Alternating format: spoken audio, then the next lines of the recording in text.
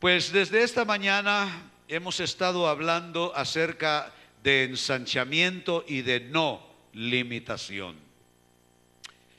Para mí estos conceptos son importantes porque yo vivo en uno de los países más pobres de América.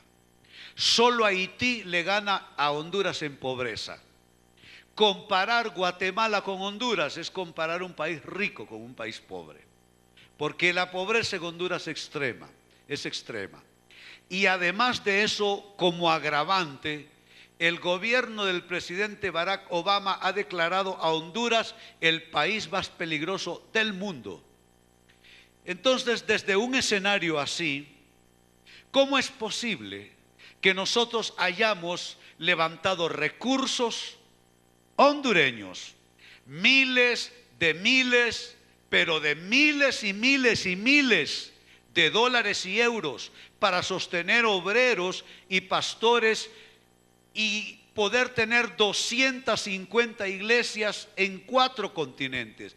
¿Cómo es posible? Es posible si uno adquiere cierta mentalidad. ¿Sabe? Lo que yo he encontrado en mi experiencia de vida es que la pobreza no es una circunstancia. La pobreza comienza aquí. La gente es pobre cuando mentalmente no se atreven a pensar en términos de progreso, en términos de riqueza, en términos de avance, en términos de conquista.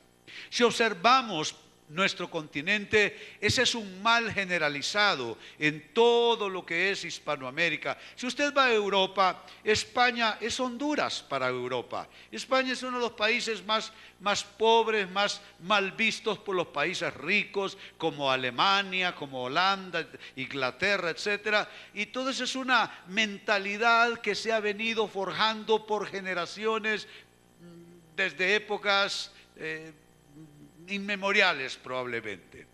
Entonces tiene que ver con una mentalidad. La pobreza es un estado mental y el avance y el progreso también responde a un estado mental.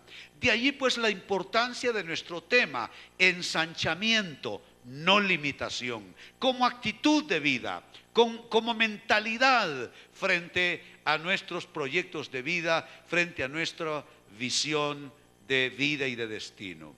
Quiero comenzar a retomar de nuevo el tema, lo conversamos muy bien en la primera celebración. Quiero partir del mismo pasaje con ustedes. Isaías capítulo 54, versículo 2, que leo de la Nueva Versión Internacional de la Biblia. Yo utilizo una de las versiones más abiertas, más amplias en términos de lenguaje, porque predico en tantos países donde necesito que la comunicación sea fácil en términos de lectura bíblica. Entonces, de la Nueva Versión Internacional, Isaías 54:2 dice: ensancha el espacio de tu carpa. Noten la primera palabra que de manera intencional el profeta Isaías coloca en su texto, en su voz, en su mensaje. Dice ensancha. Está hablándonos de un poder de ensanchamiento. Es algo que Dios quiere para nosotros. Aunque no he leído todo el resto del texto, he de decirles que esto es algo no negociable desde el punto de vista de Dios.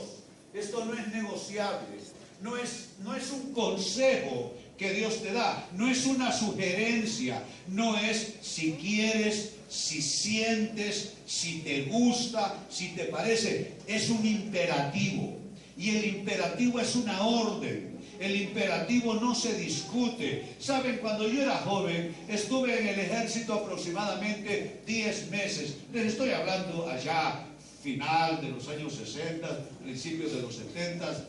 Y supe lo que era por fin responder a una autoridad, porque yo no respondía a la autoridad de la familia, yo no respondía a la autoridad paterna y materna. Ahí en casa yo era un chico rebelde, pero cuando estuve en el ejército me di cuenta y me compenetré con la importante de la autoridad.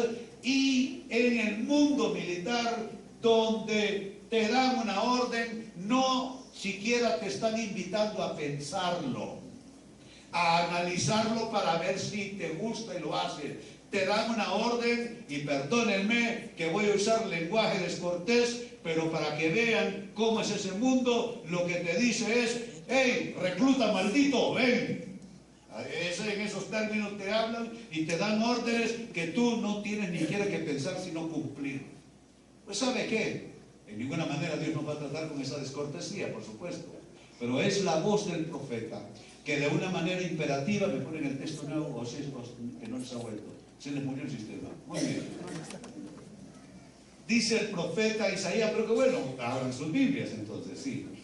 Dice: ensancha, es una orden, es un imperativo. Ensancha el espacio de tu carpa. Nota que se trata de tus cosas, se trata de tus asuntos, se trata de tus bienes, se trata de tus proyectos, se trata de tus emprendimientos, se trata de tu proyecto de vida. Ensancha el espacio de tu carpa. A veces nosotros podemos creer para otros, pero no creemos para nosotros. Decimos: qué bien que le fue a ella, qué bien que le fue a él, lástima que a mí me va tan mal. Óigame, si esto no es para algunas personas, esto es para toda persona. Ensancha el espacio de tu carpa. Sigue diciendo: despliega las cortinas de tu morada. Atención a esta frase de 3 palabras: no te limites. Y añade: alarga tus cuerdas y refuerza tus estacas. ¿Sabe? Dios nos invita a conocer, a descubrir, no teóricamente, no ideológicamente, no, a experimentar lo que yo llamaré para ustedes el poder de ensanchamiento. Poder de ensanchamiento. Saben, soy hijo de inmigrantes catalanes, los Peñalba. El apellido no es catalán, pero la familia nuestra se origina en la Cataluña de España. Y vinieron los Peñalbas a América en 1857. Y donde quiera que usted encuentre un Peñalba en todo el continente americano, estamos emparentados. Los Peñalba, usted va a República Dominicana, en Santo Domingo, mira un edificio imponente con el apellido Peñalba allí. Es gente exitosa. Si usted va a Nicaragua, usted encuentra en el mundo del arte a una reconocida intelectual y pintora de apellido Peñalba. Usted encuentra políticos renombrados, usted encuentra empresarios. ¿Sabe qué sucede? En nuestra familia siempre prevaleció una mentalidad que es la mentalidad que el profeta quiere para el pueblo de Dios, la mentalidad del ensanchamiento. La mentalidad del avance, la mentalidad de la conquista. Comencé a predicar el evangelio hace 40 años aproximadamente, un poco menos. Y sabe, en ese tiempo yo observé 2 cosas. Lo primero que observé era mi escenario. Uno de los países más pobres de América. Solo Haití nos gana en pobreza, nadie más. Y entonces observé aquel escenario y yo dije: pero yo quiero hacer ministerio, y quiero hacer ministerio en el mundo entero.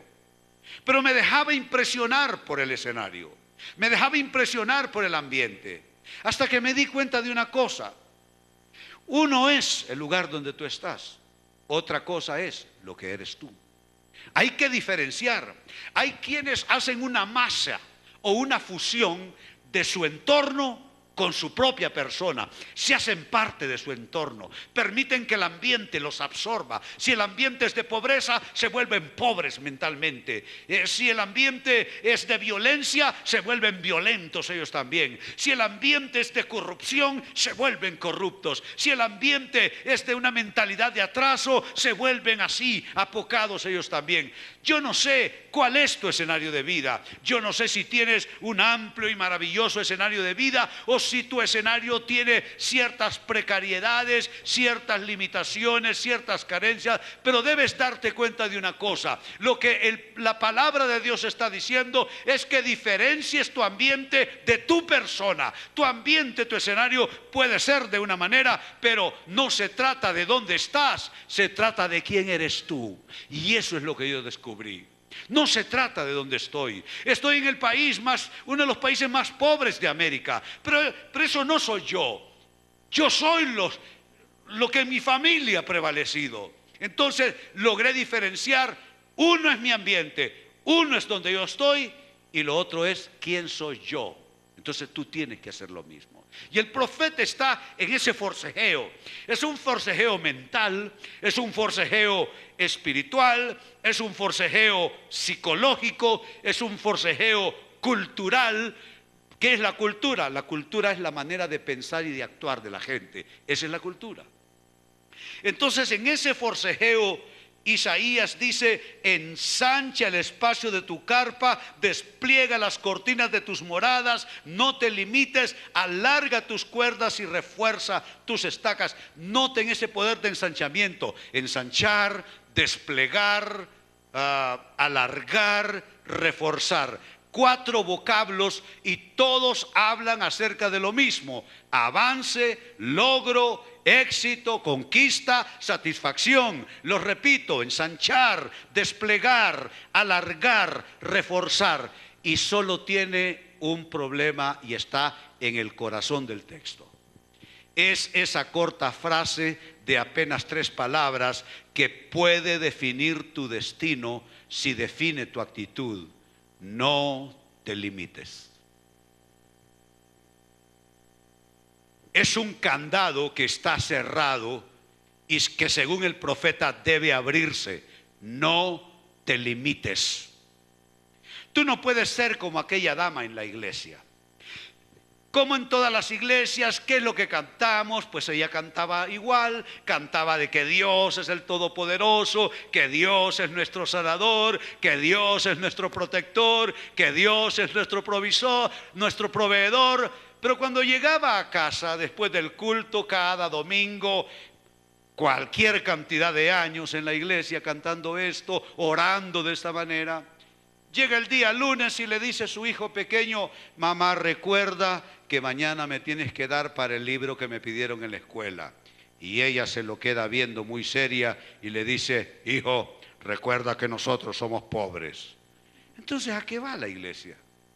Entonces, ¿qué pasó con todo eso que ha cantado de que Dios es poderoso, de que Dios es proveedor, de que Dios es el que nos guía, que Dios nos lleva a un gran destino, que Dios nos provee, nos multiplica? ¿Sabe cuál es el problema de esa dama? Es un problema de mentalidad que está sembrado en ella, y que no importa cuánto canta, no se logra desarraigar esa mentalidad. No importa cuánto el predicador lo insiste con ello o se ora sobre ello, ella no logra desarraigar esa mentalidad de limitación, de carencia, de precariedad. Eso es lo que está diciendo el profeta Isaías. Él está insistiendo porque cambiemos nuestra mentalidad, que abramos ese candado. No te limites.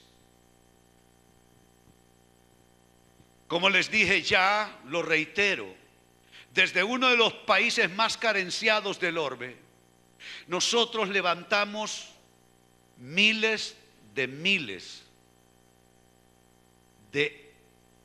dólares y euros para mandar remesas por todo el mundo mensualmente. Países asiáticos como India, Nepal, Bután, Pakistán, países donde lo que beben no es agua, es lodo. Países como Ghana,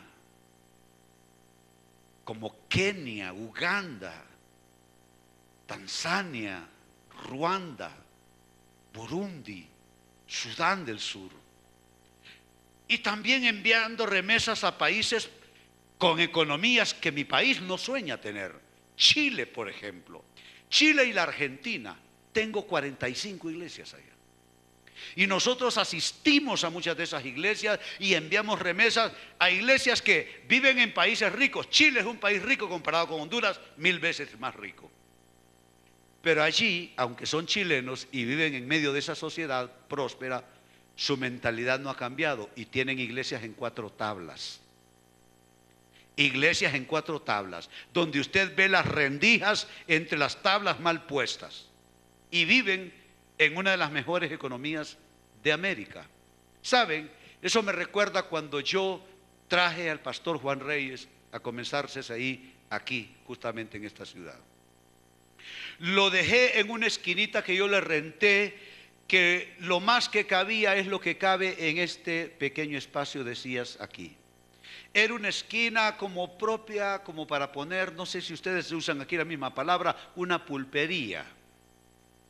Una tienda le llaman ustedes, sí. Somos más españoles nosotros que ustedes. En España también se dice pulpería. Bueno, pero el caso es esto. Yo me partí el alma cuando lo dejé allí, cuando era lo único que podía pagar para él. Y Juan Reyes venía de una iglesia prestigiada en Tegucigalpa. Él había levantado una iglesia que estaba formulando un nuevo modelo y estaba atrayendo como miel a las moscas a profesionales, a gente reconocida en la sociedad, y construyeron una iglesia. Estaban en proceso de construcción todavía cuando en aquellos años, en una de las zonas que todavía es una de las zonas más caras de Tegucigalpa, llamada San Ignacio. Entonces él, con aquel gran auditorio, lindo lugar, oficinas tremendas, con un gran proyecto todavía de ensanchamiento, de ampliación, él, por circunstancias de Dios, salió de todo eso, y yo lo dejo en esa esquinita como para poner una tiendita. A mí me partió el alma. Pero sabe, cuando uno tiene una mentalidad de avance, no se deja arrestar por qué es lo que está pasando en un momento determinado. Uno no se deja arrestar por el lugar donde uno está. Uno diferencia, aquí estoy ahora, pero más adelante estaré en otro lugar. ¿Y sabe qué pasó? Comencé a ver al pastor Juan Reyes pasar de ese modesto local, pasó a otro, luego hacía aquella cosa, y yo le decía, óyeme, tú sí que estrenas locales, porque iba avanzando hasta que llegamos aquí. ¿Saben? Yo digo con gran satisfacción allá en Tegucigalpa que nuestra iglesia aquí en Guatemala, en Chimaltenango, es una iglesia que es un castillo, y les muestro la fotografía. ¿Y saben qué me cuenta el pastor Juan Reyes? Que recibe peticiones de Chile, de Honduras, de diversos países, de gente que quiere venir a casarse aquí al castillo. Quiere venir desde esos países a casarse aquí al castillo. Así es que, ¿cuántos de ustedes se sienten satisfechos con Dios por lo que les está dando? Y saben, la cosa solo está empezando. La cosa solo está iniciándose. Conozco los proyectos de expansión del pastor Juan Reyes, y eso obedece a una mentalidad. Cuando hay una mentalidad que no se deja apresar por lo que está pasando, una mentalidad que no se deja absorber por el escenario, una mentalidad que no se deja cautivar ni esclavizar por lo que está pasando. Insisto, tú tienes que diferenciar lo que te pasa de quién eres tú. Uno es lo que te pasa, otro es lo que eres tú. Uno es tu escenario, donde tú estás, y otro es lo que tú eres capaz de hacer. Pues bien, ese poder de ensanchamiento es la voluntad expresa de Dios para nosotros. Y esa palabra me gusta, me llama la atención. He investigado en los textos originales esta palabra, ensancha. Se traduce así en los textos originales del griego rakhab, y en el castellano se traduce como ensancha, rakhab. Sus acepciones son las siguientes. Rakhab se puede traducir como ser o hacer grande. Eso es rakhab, ser o hacer grande. El segundo término se puede traducir como hacer espacio. Algunos de ustedes han permitido que el espacio se los vayan haciendo cada vez más chico. Tú tienes que hacerte espacio donde tú estás. Si vas a un empleo, tienes que ser el mejor empleado, y al final de ese año tienes que ser el más premiado por la gerencia o la presidencia de ese lugar. Hacer espacio. Rakhab se puede traducir como abrir, como quien abre una puerta, como quien abre un camino.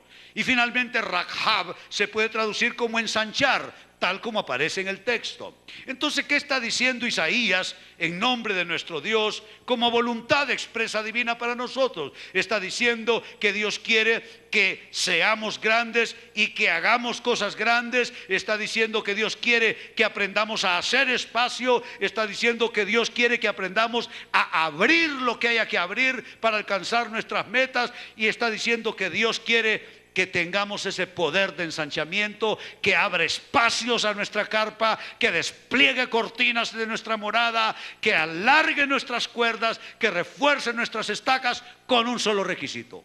Ni siquiera dos, con un solo requisito: actitud, no te limites.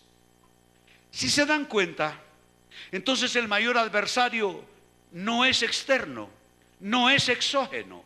El mayor adversario es interno, es endógeno, es mental, tiene que ver con actitud. Sabe, insisto en esto, la pobreza comienza con la mentalidad de las personas. Los países pobres, como el país donde yo vivo, la gente desde que nace se le enseña a una mentalidad de pobreza, se le deja como un mal legado, una mentalidad de pobreza. Entonces no se puede, porque nosotros no somos país rico, porque aquí hay corrupción, porque aquí hay violencia, porque aquí hay crimen, porque aquí hay esto y el otro. Y entonces las generaciones van creciendo con esa mentalidad. Hay que desarraigar, donde quiera que se encuentre, esa mentalidad de apocamiento, de pobreza. Ahora, lo curioso es que ¿quién no quiere ensancharse? Pregunto, ¿habrá alguien aquí que no quiera ser más grande o hacer algo más grande o adquirir mayor espacio o abrir un espacio de oportunidad o ensancharse? ¿Habrá alguno aquí que no le interese eso? Digo, porque si no le interesa está mal de la cabeza. ¿Sí? ¿Quién no quiere tener mejor mesa? ¿Quién no quiere tener mejor vida? Entonces, lo curioso es que queremos eso, queremos ensancharnos, pero nuestra mentalidad no nos permite hacerlo. Aquí lo que hay es un forcejeo. El profeta Isaías tratando de abrir el candado de una mentalidad errónea, una mentalidad equívoca, una mentalidad carenciada, una mentalidad enfermiza, una mentalidad esclavizada, una mentalidad apocada. Y si logra abrir ese candado del no te limites, entonces habrá ensanchamiento, entonces las cosas se desplegarán, entonces las cosas se alargarán, entonces todo será reforzado. Ahora, ese candado que debe abrirse, que se evidencia en la frase no te limites, ¿sabe? Quisiera invitarles a que observemos esa frase, no te limites, en distintas versiones de la Biblia, como para darle dimensión, como para darle mayor comprensión a la frase. Dice no te limites. Atención cómo se traduce en otras versiones de la Biblia. En la denominada Biblia al día, en esa versión se tradujo no te pongas límites. Lo que está indicando es que eres tú, que no puedes decir, es que en mi familia, o es que mi papá, o es que fíjese que mi jefe, o es que allí donde yo vivo, los vecinos. No, dice no te limites. Ni siquiera dice no dejes que otros te limiten, dice no te limites, indicando que quien pone el pero eres tú, quien plantea la mayor dificultad eres tú con tu manera de pensar. La Biblia Jerusalén, a mi juicio, una de las mejores versiones de la Biblia del catolicismo, la Biblia Jerusalén tradujo no te detengas. La primera versión es no te pongas límites. La segunda versión, la Biblia de Jerusalén, no te detengas. Ahora, no te detengas es un lenguaje gráfico. No te detengas lo que indica es alguien que ha estado en acción, alguien que ha estado en movimiento y de repente se detuvo. Entonces yo te pregunto, ¿qué te detuvo a ti? En tus sueños cuando eras un muchacho, cuando eras más joven, ¿qué te detuvo? ¿Qué te hizo postergar tus anhelos? ¿Qué te hizo postergar tus sueños? ¿Qué te detuvo? Saben, hace 14 años, que es lo que tiene CCI como organización, hace 14 años algo me detuvo. Culminé de una manera complicada una carrera pastoral de 25 años. Pastoreaba una de las iglesias más influyentes de América Central. Y entonces, ustedes saben, esas luchas eclesiásticas, esas luchas de cúpula, de liderazgo, de repente entré en una lucha de esas y yo, como ustedes saben, para estarse peleando todos los días hasta porque el sol sale en la mañana, hombre, como dicen los proverbios, más vale un bocado en paz que un banquete donde hay contienda. Entonces yo puse mi renuncia y comencé de cero. La denominación me castigó, me dijeron, me declararon rebelde. Entonces la denominación, yo había construido un gran complejo eclesiástico, lo puse en manos de ellos. Ellos dijeron que mi casa, que pagué por 20 años, no era mía, que era de la iglesia. Y me echaron de mi casa. Hasta el auto que yo manejaba, llamaban al concesionario para decirle que no era mío, que era robado, que era de la iglesia. Me hicieron perder mi pensión a la cual tenía derecho por los años de trabajo que yo había logrado. Estaba yo a 2 años de cumplir el periodo que la denominación tenía estipulado para que yo me pudiera jubilar. Me iba a jubilar a los 50 años. Y yo dije, bueno, me voy a jubilar y esa jubilación equivale a que yo tendría mi salario de aquel entonces por el resto de mi vida hasta que me muriera. Entonces yo dije, tengo mi vida arreglada, me voy a dedicar a hacer radio, televisión, soy escritor, hago todas estas cosas, voy a entregar la iglesia, voy a llevar una vida más tranquila. Me dijeron, no tenés derecho a nada, y perdí todos mis derechos laborales. Entonces, ¿qué pasó? Iba yo a ese ritmo, 25 años de pastorado exitoso, y de repente me detuve. Pero mire, no te detengas. Entonces, ¿sabe cuánto fue mi pausa? 1 semana. Salí 1 semana de esa iglesia y de esa denominación. A la semana siguiente comenzó el CCI. Porque tú no puedes detenerte. Tal vez un mal jefe, le trabajaste 15 años y el tipo te corrió solo porque se consiguió un trabajador barato y se libró de ti y te despachó así sin ninguna consideración. ¿Qué? ¿Te vas a detener? Ponle una empresa para hacerle la contra. Yo tengo un amigo que es pastor en Costa Rica y él trabajó para una transnacional la vida entera. Él sacrificó a su familia, incluso tenía llamado pastoral y ese llamado pastoral lo mantuvo así, porque aquella transnacional se comía y se bebía todo su tiempo. Trabajó, le dio sus mejores años y luego lo despidieron como si nada. Entonces le dije yo, me lo encontré en Costa Rica, ¿y qué has hecho? Le digo, supe que ya no estás con ya le mencioné la transnacional. Sí, me dice, pero puse una del mismo rubro, me dice.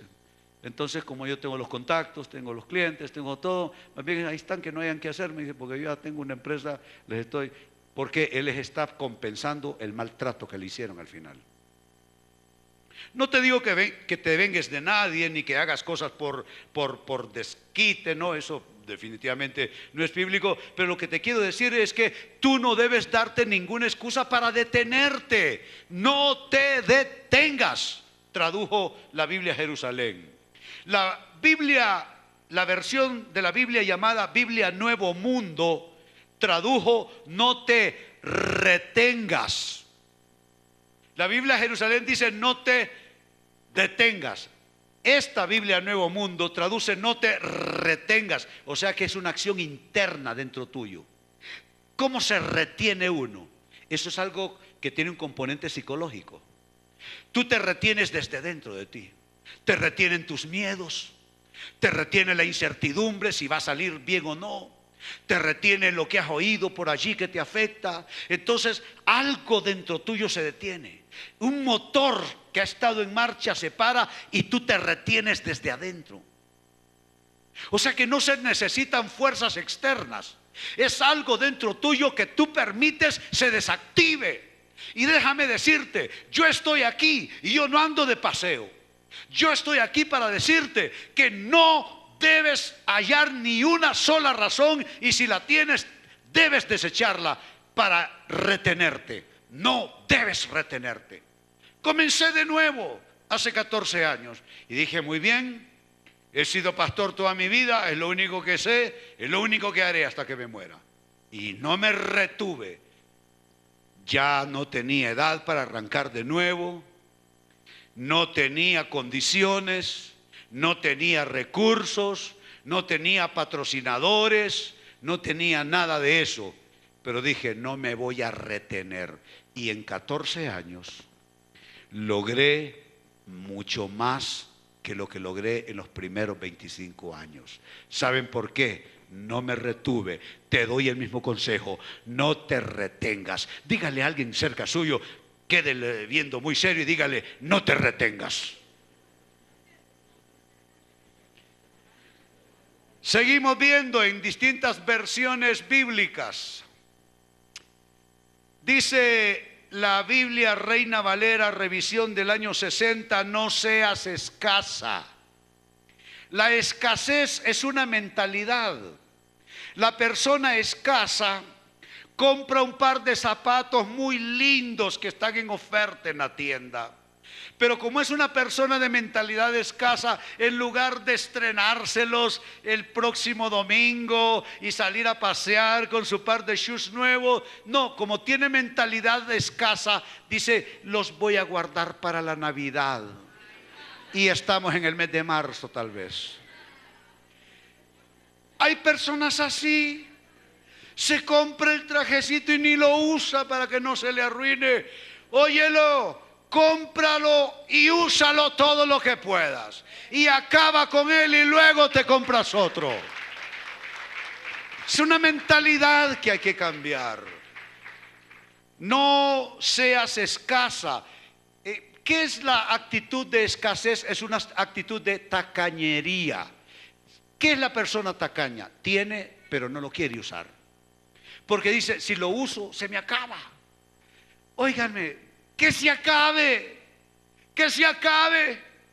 Yo a veces veo familias cristianas, gente con Biblia en la mano, que nadie toque este litro de leche, porque este litro de leche debe durar 3 meses. Dios mío. Deja que corran las cosas, porque hay un Dios que quiere que te ensanches. ¿Cuántos dicen amén a esto? Así es que no seas escasa. La versión de la Biblia Reina Valera del año 95 tradujo, no seas apocada. ¿Eres apocado? ¿Quién es alguien apocado? Alguien que le dice, óigame, le traigo una oportunidad. No, es que fíjese que yo ahora, como usted sabe, la economía del mundo está muy mal, entonces uno no puede meterse a esos riesgos y no sé qué. Apocado, apocado. ¿Sabe? Yo me fui a encarar con el presidente de un banco que habían confiscado un tremendo edificio que se llamaba en Tegucigalpa el Planeta Zipango, donde se divertían los ricos de la ciudad. 24 pistas de boliche. Habían allí varios salones VIP para fiestas privadas. Habían varios bares, pistas de baile, habían salones para jugar al billar, salones para jugar juegos electrónicos. Era una cosa tremenda, era un gran negocio del entretenimiento. Bueno, tan importante era el Planeta Zipango que allí se realizó un mundial de boliche. Un mundial de boliche. Pero la operación quebró. El banco tomó el local, no hallaban a quién vendérselo, nadie llegaba. Yo no tenía un peso en el banco, estaba empezando todavía mi iglesia. Y yo me lo encaré y yo dije, so what, vamos a ver, con preguntar nada se pierde. Según yo me iba a atender un oficial de piso ahí abajo. Entonces le dije, ¿sabe? Yo vengo aquí porque oigo que tienen el edificio aquel acá, que es del banco. Sí, sí, me dijo la muchacha. ¿Le interesa?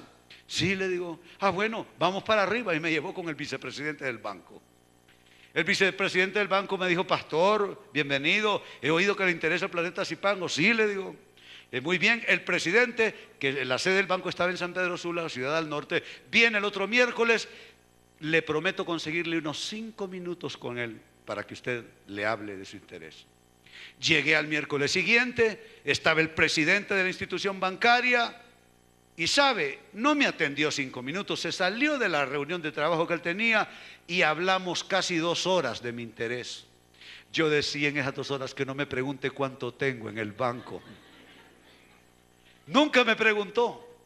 Y sabe, yo dije, Señor, que estos tipos no me pidan, ¿cómo le llaman? El estado financiero, porque no califico definitivamente. Un lugar que costaba varios millones de dólares. Mire, yo no sé, pero les caí también a esos tipos. Pero no yo, la gracia de Dios.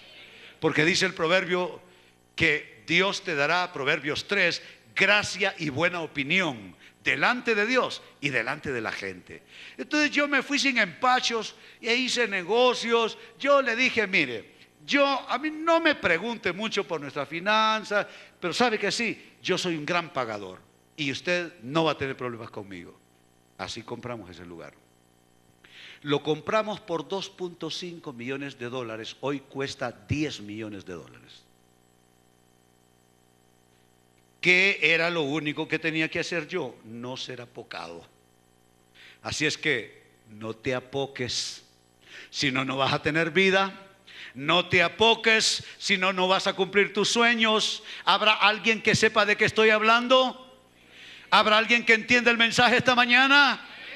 No te apoques, no te limites. La versión de la Biblia, que es una de las que más me agrada, la Reina Valera contemporánea, todavía de reciente salida al público. La Reina Valera contemporánea tradujo no te midas. Suena como frase mexicana, ¿no?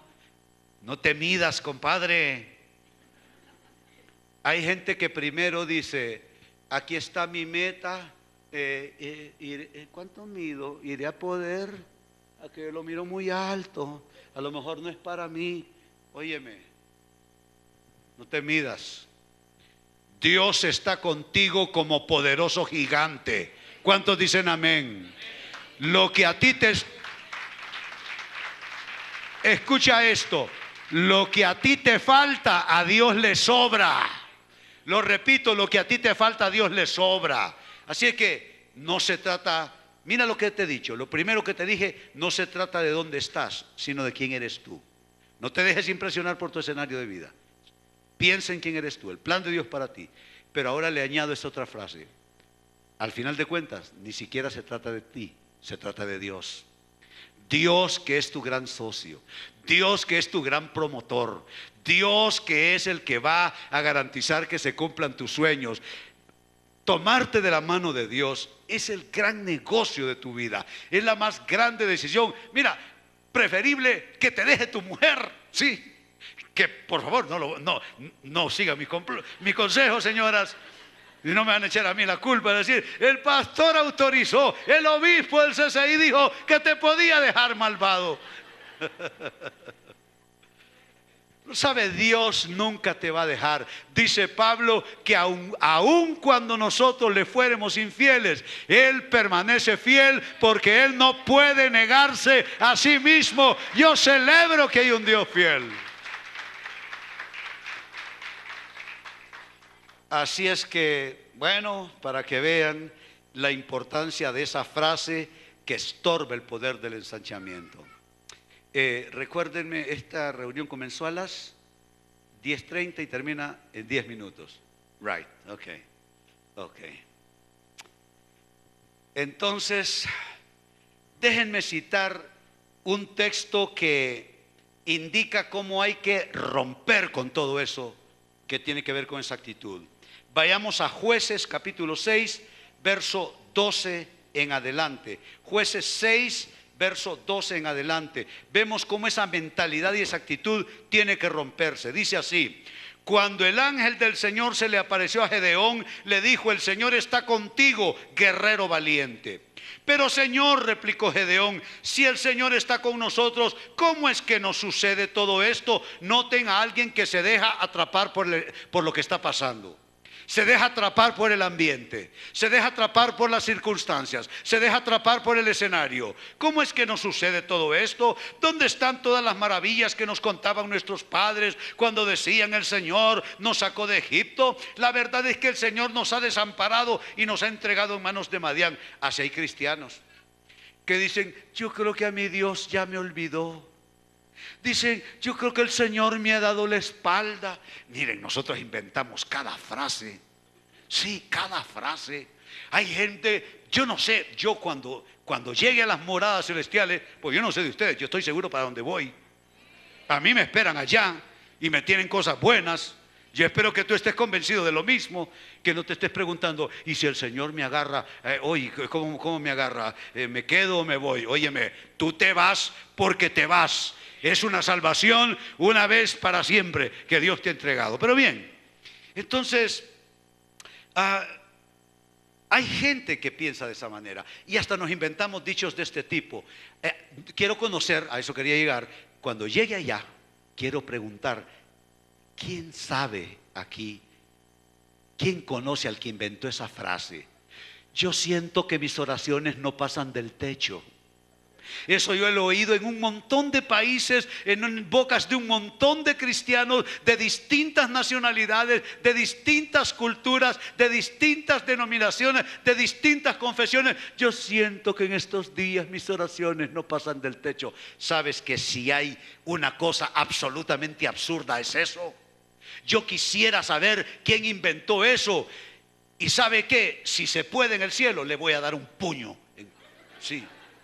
Si me lo permiten, le voy a dar un puño. ¿Sabe por qué? Porque dejó un mal legado que gente todavía en el siglo XXI sigue repitiendo. Te voy a decir, nunca he encontrado un versículo en la Biblia que diga que mis oraciones no pasan del techo. ¿Sabe qué es lo que leo en mi Biblia? Que las oraciones de los santos se recogen en un cáliz de oro que está en la presencia del Señor. Lo dice el libro de Apocalipsis. Cada vez que tú hablas con Dios, Dios te toma en serio. Cada vez que tú oras a Dios, Dios recoge tu oración. Si hay algo que Dios no puede rechazar, son las oraciones, excepto las oraciones de los inicuos, las oraciones de los malvados, pero las oraciones de sus hijos. ¿Cuántos son hijos de Dios aquí? ¿Cuántos confían en Dios aquí? Entonces sácate de la boca que tus oraciones no pasan del techo. Dime, hoy me siento mal. Eso sí me puedes decir. Hoy no me siento tan bien. Pero no me digas que tus oraciones no pasan del techo. Tus oraciones llegan a la presencia del Señor. Entonces, ¿cómo es que nos sucede esto? Está lloriqueando, ¿verdad? ¿Dónde están las maravillas que nos contaban? La verdad es que el Señor nos ha desamparado, nos ha entregado en manos de Madián. El Señor, verso 14, lo encaró y le dijo, ve con la fuerza que tienes. O como se lee en la Reina Valera, ve con esta tu fuerza. No le dice con esta mi fuerza, ve con esta tu fuerza que tienes. Y salvarás a Israel del poder de Madián. Yo soy quien te envía. Pero Señor, objetó Gedeón, ¿cómo voy a salvar a Israel? Mi clan es el más débil de la tribu de Manasés. Yo soy el más insignificante de mi familia. Y el Señor le respondió, tú, insignificante, gusano, como te crees, tú derrotarás a los madianitas como si fueran un solo hombre, porque yo estaré contigo. Yo estaré contigo. Saben, cuando me hice cristiano, estaba en gran apogeo. Todavía me encontré un disco reciente de él, lindo por cierto, con una balada buenísima, una gran orquesta, Vicente Montaño, tremenda voz. Pues Vicente Montaño tenía una ranchera en aquel entonces que se llamaba La Llaga Podrida. Y en la tal ranchera lo que cantaba es que yo soy una llaga podrida y no sé qué. Y todo el mundo cantaba la llaga podrida. Óyeme, ¿sabes que hay que revisar a veces la teología de las canciones? Vicente Montaño es un gran exponente de la música cristiana hispanoamericana. Pero sabe, eso no tiene gran teología. Sabe, tú no eres una llaga podrida. En ningún lugar de la Biblia vas a encontrar que tú eres una llaga podrida. Tú eres lo más precioso para Dios. Eres como la niña de sus ojos. Dios derramó gota a gota su sangre en la cruz por ti. Y no creo que sangre se derrama por una cosa que no vale nada. Así es que cómo hay que cambiar actitudes, cómo hay que cambiar mentalidades. Entonces Gedeón tenía que romper con una pobre, con una insignificante idea que tenía de sí mismo. Tenía que hacerlo y al desactivar o al desarticular esa idea pobre, insignificante de sí mismo, con ello activaría el poder y la unción en su persona. Sabes, uno puede con un cambio de actitud cambiar su destino, cambiar su historia. Rapidito, número 1, nazco heredando enfermedades de mi madre. Un pequeño combo de 3 enfermedades: epilepsia, un grado leve de esquizofrenia y una condición de bipolaridad. Y yo heredé estas enfermedades. De 5 varones que tuvo mamá, yo heredé esas 3 condiciones. 2, en edad de escuela primaria, comienzo a ser abusado sexualmente por una maestra, que cuando terminaban las clases cerraba las puertas del salón y abusaba de mí de maneras no naturales. Y luego, por si eso era poco, le decía a mi madre que me llegaba a su casa para ayudarme a mejorar mi rendimiento escolar, para seguir en su casa a sus anchas, abusando de una manera bizarra, no natural, de un cuerpo inocente de un niño de escuela primaria. Eso me lleva a imitar la conducta de mamá y comencé a intentar suicidarme yo también, al igual que mamá lo hacía. Llevo cortadas en mi cuerpo que yo me hacía tratando de suicidarme. A los 13 años rompí con todo, ya no pude más. Dejé mi casa, dejé los estudios, rompí con mi vida y me fui a la calle a drogarme. Me convertí en un homeless, en un hippie. Y por 4 años abusé de mi cuerpo consumiendo drogas a más no poder. ¿Sabe? Yo no sé,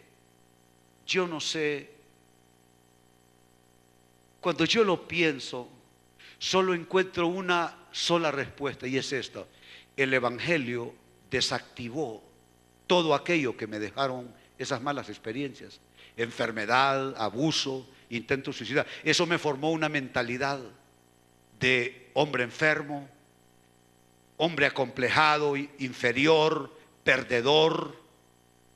Pero viene el Evangelio y comienza a despegarme. ¿Has tratado de despegar una de esas etiquetas que primero se rompe el papel que salir la etiqueta? ¿No has alguna vez probado? Y qué coraje da encontrarse con una etiqueta de esa, ¿verdad? Hay unas que están tan bien hechas de un material que sale entera a un solo tirón, pero hay unas que con la uña tú vas levantando y le haces un poquito y se quedó el papel que está en el fondo. Bueno, Dios estuvo con su mano quitando de a poco esa etiqueta que yo tenía, esa mentalidad que me hacía limitarme. Los pronósticos indicaban de que iba a morir o iba a terminar en condición lamentable. Estaba como marcado para la muerte o para la destrucción. Pero en un agosto del año 72 el Evangelio me encuentra. Y el Evangelio comienza, el Señor con su palabra comienza a trabajar con mi vida. Y miren, qué diferente. Noten cómo Gedeón estuvo lloriqueando, exhibiendo una mentalidad apocada, exhibiendo todo lo que ya dijimos, exhibiendo alguien que se pone límites, alguien que se retiene, alguien que se detiene, alguien que con actitud de escasez, alguien apocado, alguien que se está midiendo, alguien que está limitado por todos lados. Pero veámoslo un poquitito más adelante, la actitud lo cambió todo. Última escritura, Jueces 7, versos 16 al 18. Dice así, Jueces 7, 16 al 18. Gedeón dividió a los 300 hombres en 3 compañías y distribuyó entre todos ellos trompetas y cántaros vacíos con antorchas dentro de los cántaros. Mira el verso 17.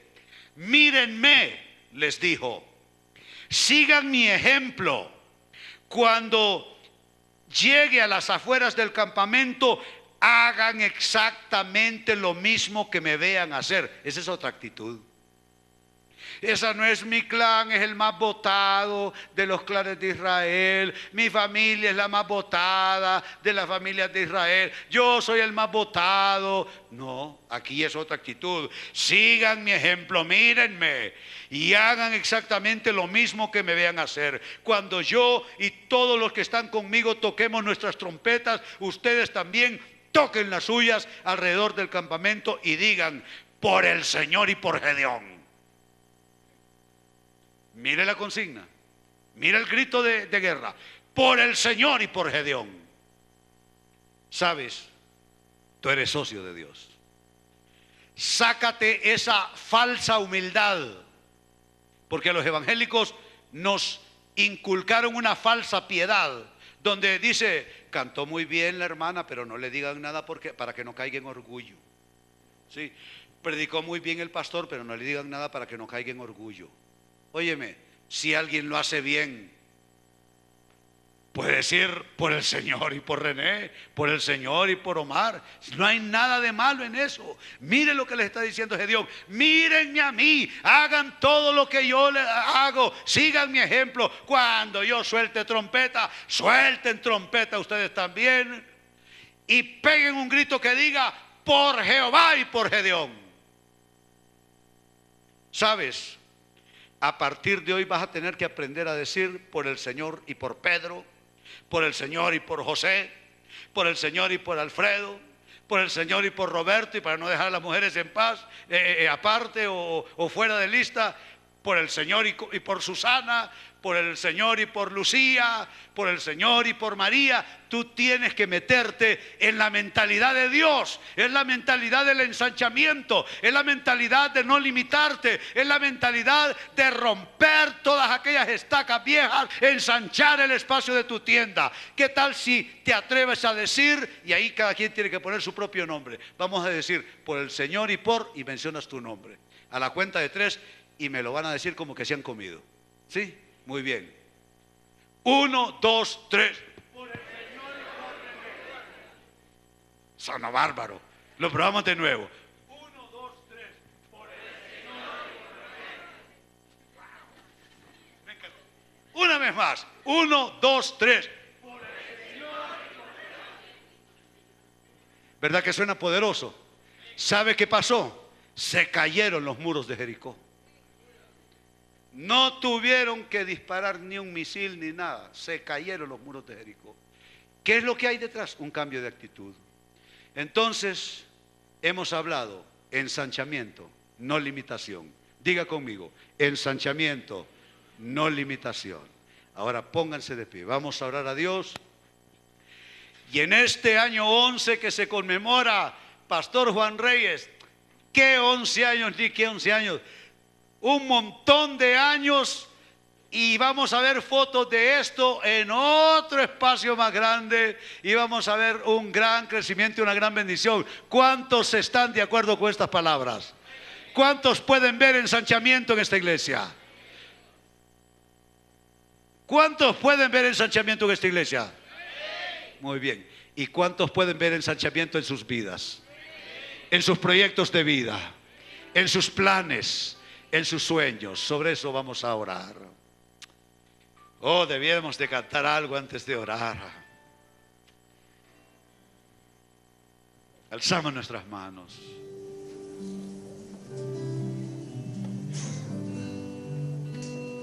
Quiero entregarle mis sueños,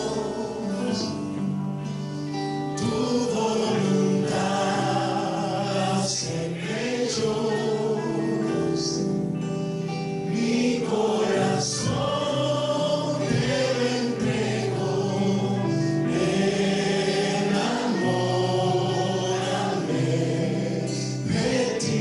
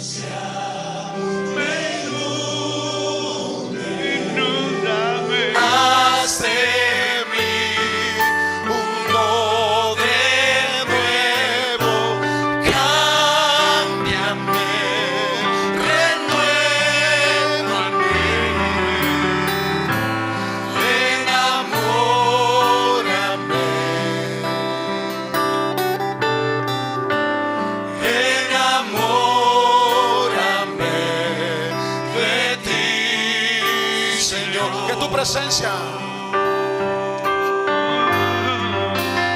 que tu presencia me inunde, Haz de mí haz de mí un hombre nuevo. un odre nuevo. Cámbiame, Cámbiame, renuévame. renuévame, Oh, enamórame, lo pido, Señor. enamórame, dile, enamórame. Responde, sí, Señor. enamórame, Una vez más, dile, enamórame.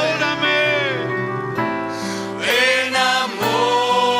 enamórame, Enamórame. Oh, enamórame de ti,